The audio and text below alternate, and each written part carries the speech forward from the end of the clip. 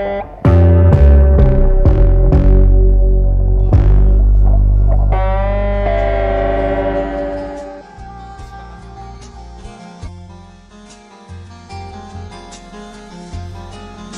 how it is when it is. The black face hard to replace. I take shape, blood, bone, flesh, the very last breath of a saint. And exhale vivid memoirs, a quest of Allah. Losing my religion, looking for God, beyond the word. Yeah, man, I just feel like I waste my time doing this shit. Within the silence, what is my life? Absent of violence, my alliance is the pain I inherit without dying.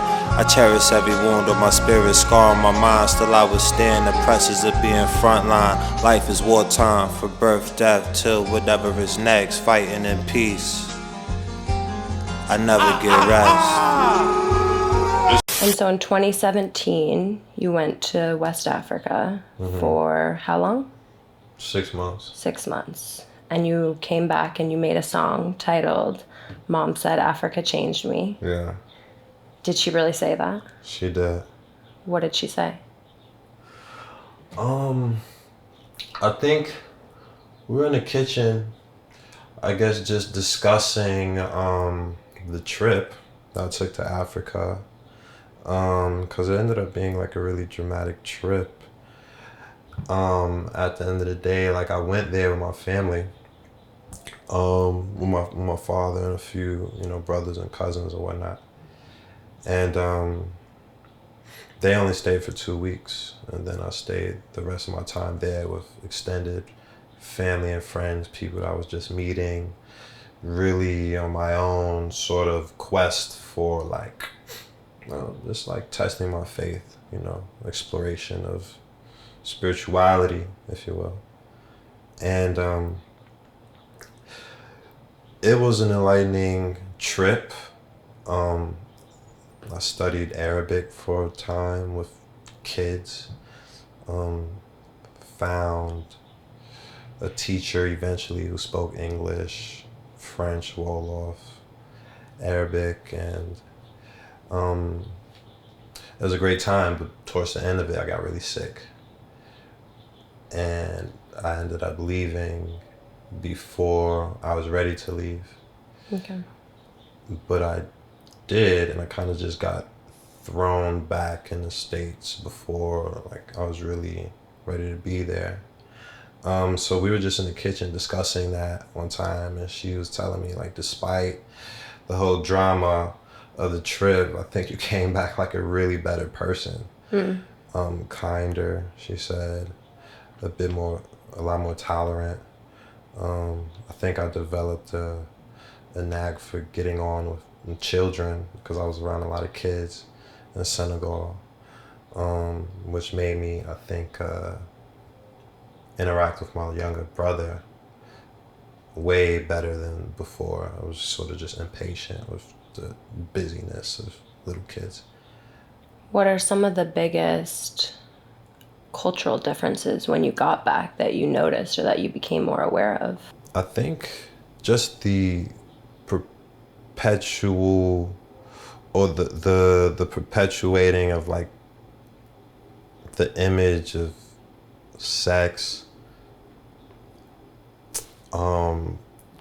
like materialistic tendencies, in entertainment. When I got back, it was kind of difficult to adjust, actually, because I had been in this sort of pure space, and as a hip hop artist, I came back and I was questioning, how am I supposed to be a hip hop artist that sort of holds up these values that I absorbed from my trip to Senegal, where I really embraced Islam, and aspects of tradition that were religious. So, I mean, I think, yeah, the biggest culture difference, I feel like lack of tradition that's rooted in the intention to uplift and evolve people. Are you religious? I am connected to religion via my family, the West African side of my family being like all Muslim. And I am Muslim. But if I had to describe my relationship with religion and spirituality, I lean more towards the spirituality aspect. What are some of the values that you think you were exposed to there that you brought back with you?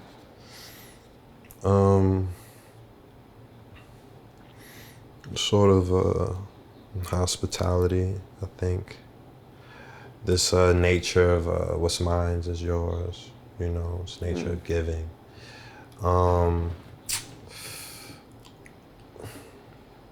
Finding reasons to, I guess, like joyfully cope with challenges, you know, because the lifestyle there was just a bit tougher naturally, that they had a tougher skin and like they still, everything was still irie, you know, despite the relatively harsher conditions. So it was a lot easier for me to go through whatever challenges I was experiencing here. Yeah. Yeah. Do you feel like now that you're back in New York, it's been a few years, and you're making new music, you're working with new artists, and you're still, from what I've observed, you're someone who values faith and your spiritual life. How do you balance maintaining that and still moving in these worlds that can be chaotic or toxic at times? It's the best environment actually to practice. To practice holding yourself to the standard you believe you need to hold yourself to. So, but I feel like not everyone can survive in these environments. What do you do on a daily basis to maintain the serenity and the calmness that you carry yourself with? Well, I remind myself every day, like what I'm doing and why I'm doing it. Every day. What does that look like? It looks like a morning routine, you know. That looks like prayer. That looks like meditation. That looks like carefully curating my circle of being around like-minded people, being around other people that could hold this energy with me, hold this conversation with me. It looks like really committing to the art, really having a standard with the art and making music or going on creative endeavors with people who share the same values. And then it's just like it's like you're not alone in it at that point. It's just like a community or a circle of people that you're able to sort of continually do this sort of maintenance of values and beliefs and like energy to uphold what we'd see as a standard, you know. Cause you wanted to act like that didn't scare you. The sets and the reps ain't prepare you. Allah didn't spare you. It's hard to be careful. They slip in the grip of their hands of Mother Nature. I'm just a man with a bitch and a plan to get paper. Hold on. Smoking on the A for the Za. Dressing like I stay in the sky. By the graces of God, they want to know what it take to be five. My vibe is hard to describe. I'm just So I feel like for the past year, or in the year of 2020, you released a number of different singles with a bunch of different artists. Yeah. Are there artists or people that you're collaborating right now that you feel this connection to that you're talking about? Yeah, I mean, everybody that's in the 7, you know, 22 as well. Let's just go back. What is the 7? 7 is it's just a family where we've just come together over like-minded values, where we just seek to really be rooted in a frame of mind that is both spiritual but also cognizant of like what we have to do and the practical things we have to do to like get on in life. But you know, we stay close to our principles, you know. When did that form and who's a part of it? That formed pretty early in my career, like as a teenager. But you got Zen, Nine, Mage, Radar, Nas, Lever, myself, and then the 7, which is just like the code. Another artist that I know you've been working with a lot is 22. Yeah. How did that relationship start and how has it evolved over the past few years? Because I feel like the first song you guys did together, was it Mom Said Africa Changed Me or House of Risk? His Mom Said Africa Changed Me. And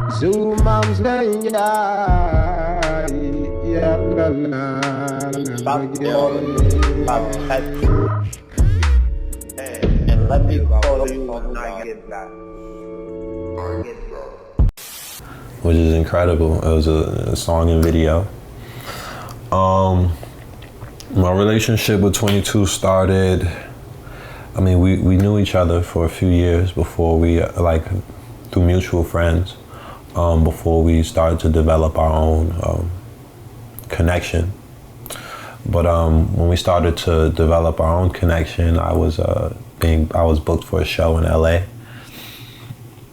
And he was the only person that I knew out there when I was going to perform. So when I went, we linked up, you know, he showed me around his neighborhood, and we just had some of the first conversations that like, just from man to man, him to me to him, that we ever had, you know? And they were real moments, and those moments were accompanied by a good song that was more almost like an experimental artistic piece, because I didn't know what I was getting into with him creatively before we did that. So yeah, it started in LA, and it took I went back to New York after, and a few months later he came. And when he came to New York, we started working on more songs, which eventually we worked on Harlem, and we shot that in Harlem. And that became the first song of what eventually was known as the Born Blue EP. But yeah, we made Harlem. Then we just decided to go to Paris. Free my nigga Pop, free Pop. They could be a lot, but they could not be us. From hooking up, in and out of sight, in the sloppy cuss. One thing I'm curious about is how your father got put on a song. On Born Blue. Yeah. I mean, my father, that's my guy. In 22, he met my dad when we were out there. And I was living with my dad when we were out there. And it's just like, you know, we try to make things that are culturally dynamic and also that give insight to the cultures that we are a part of and come from and have access to. I think like one of the most profound things that 22 has said to me He was talking about filming, but this is still like applicable like in anything, creative especially. And he said, it's only interesting when you can show people something that only you can see. Yeah. You know, so I think we were just adamant about showing those parts of our dynamic in this example, a piece of my life that only the nature of our creative relationship could display. And so yeah, you know, I was like, yo, Pops, we need you. And he was with it. No question, no second guessing, and he got in there and just talked his shit and roll off. I'm just making moves all around the globe. Yagana, Maywood, Lativi, Jogi Dakar, Jarbari, them New York, them Folsom, Moki by Fire. Do you feel like your relationship with 22 has helped you evolve as an artist? Yeah. How? I think working with 22 has made me more visually conscious, more aware of packaging, a piece, the complete presentation of something versus just the thing. For me, the thing before was just the song, you know. And the other way is, I think the standard is just higher. It's like we can make good records all the time, but to only give attention to the great ones and only put those out. I also think that was that came out of our relationship. And even if it's good, to like maybe not give up on it, but pull out what's great in it and leave the rest behind.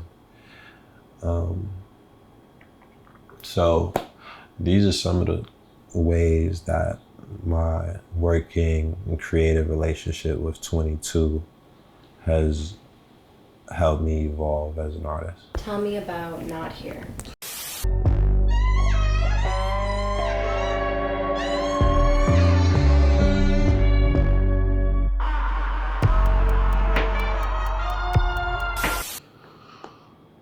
Okay, so Not Here.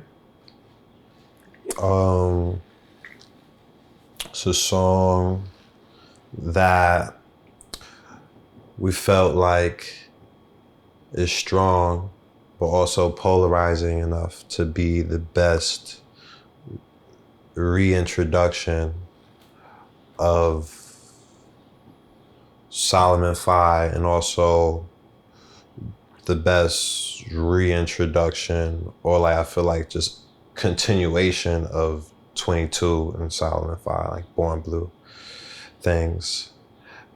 related things. And you know, we put in some pain to get that track, like pain as far as just like, you know, time and effort to get it to the level of production value that it's on. We got Isaiah from Honest Collective on the sax, and you know, it's like a lot of folks like put their hands in it. A few people put their hands in it one way or another, but I think it was a good record to set the tone for where we're gonna go with it.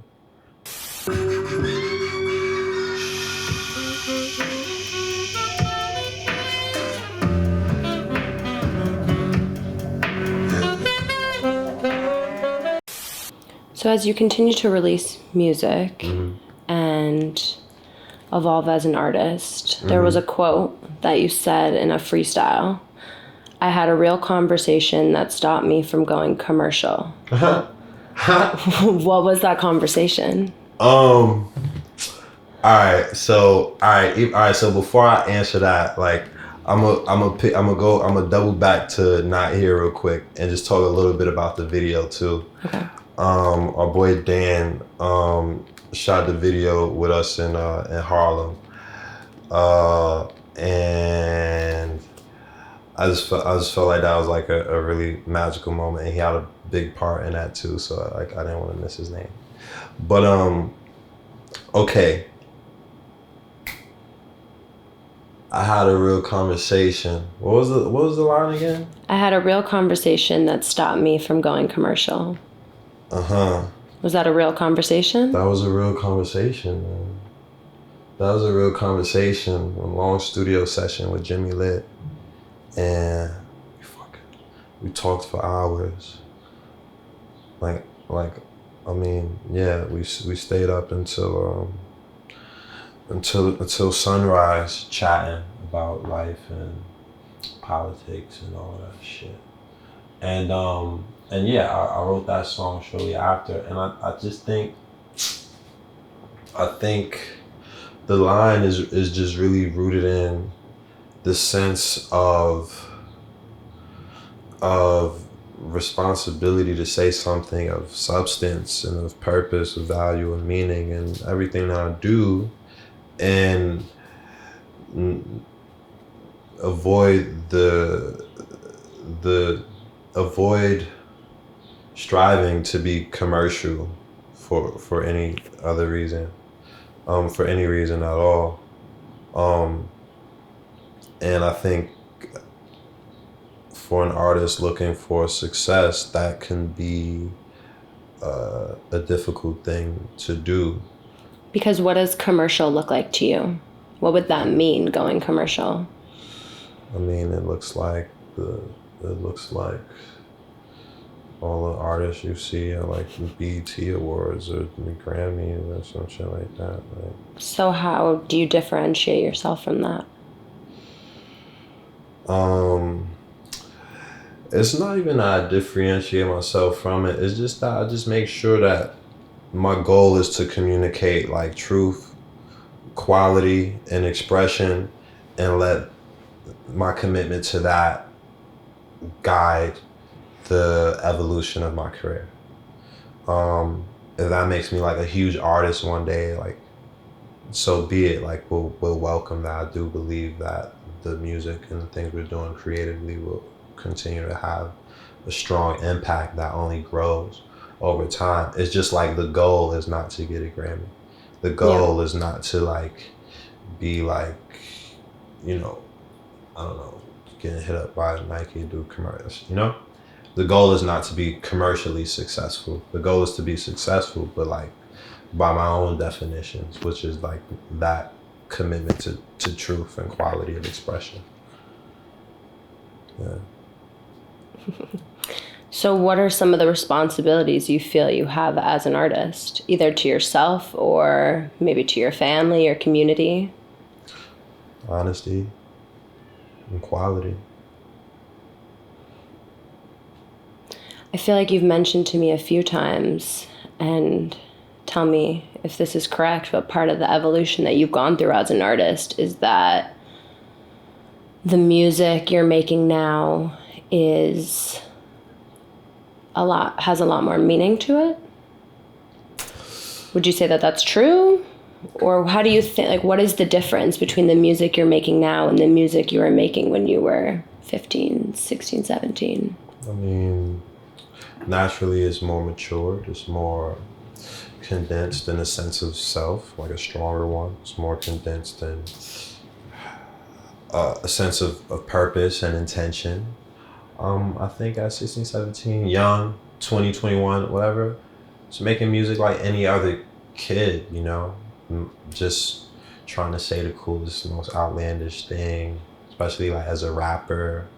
And I think that's fine, but as you grow up and into yourself, you want to make something that you can be proud of as like a grown man, and you feel like, you know, this is a good representation like of yourself, and also something that, you know, you could stand by, even maybe your parents could stand by.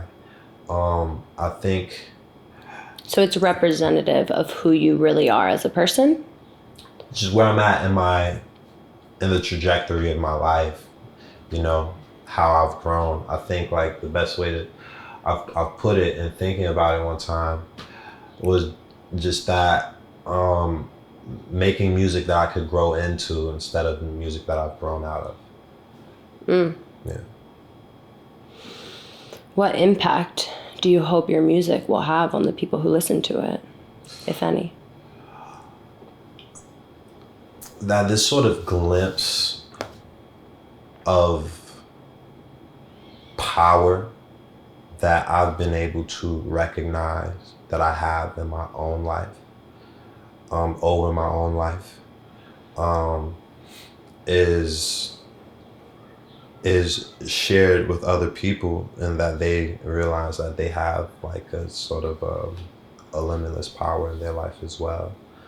And that's the seed that I seek to sow in like my art and like put out there. That's all I got. Thank you. My pleasure. You just do your thing, I'm gonna just go.